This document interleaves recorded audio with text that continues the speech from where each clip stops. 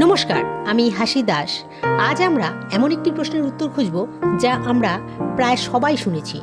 গর্ভাবস্থা কি 9 মাস 7 দিন না 10 মাস 10 দিন? অনেকেই বলেন একটি শিশু মায়ের গর্ভে থাকে 10 মাস 10 দিন। আবার মেডিকেল বিজ্ঞান বলে গর্ভাবস্থার সময়কাল 9 মাস 7 দিন। তাহলে আসল সত্যটা কি?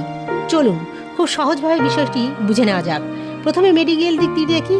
ডাক্তাররা সাধারণত গর্ভাবস্থার সময় হিসাব করেন শেষ মাসিকের প্রথম দিন থেকে।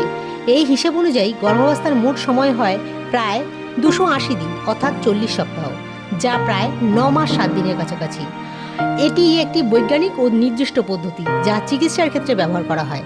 এবার আসি 10 মাস 10 দিনের কথায়। ভারতীয় সংস্কৃতিতে অনেক সময় চন্দ্রমাস বা লুনার ম্যাথ অনুযায়ী সময় হিসাব করা হতো। একটি চন্দ্রমাস সাধারণত 28 দিনের মতো ধরা হয়। এই হিসেবে 10 মাস মানে 280 দিন, যা আবার সেই একই সময়ের কাছাকাছি চলে আসে। তাই 10 মাস 10 দিনের ধারণাটি মূলত একটি প্রাচীন সাংস্কৃতিক ব্যাখ্যা, যা সময়ের হিসাবের ভিন্ন পদ্ধতি থেকে এসেছে। অর্থাৎ দুইটি ধারণা আলাদা হলেও তারা প্রায় একই সময়কেই বোঝায়, শুধু হিসাব করার পদ্ধতি আলাদা।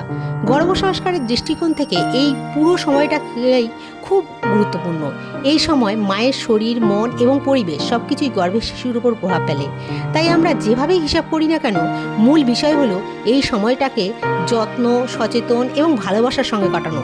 গর্ভাবস্থা শুধু একটি সময়কাল নয়, এটি একটি সুন্দর যাত্রা যেখানে একটি নতুন জীবনের সৃষ্টি হয়। তাই আমাদের উচিত গর্ভবতী মায়ের প্রতি যত্নশীল হওয়া, তাকে মানসিকভাবে সুখী রাখা এবং সুস্থ পরিবেশ দেওয়া। আজকের আলোচনা এখানেই শেষ করছি। ভিডিওটি যদি আপনাদের ভালো লাগে তাহলে অবশ্যই লাইক, কমেন্ট এবং শেয়ার করবেন। আর এই ধরনের আরও গুরুত্বপূর্ণ তথ্য জানার জন্য আমাদের চ্যানেলটি সাবস্ক্রাইব করতে ভুলবেন না। ধন্যবাদ।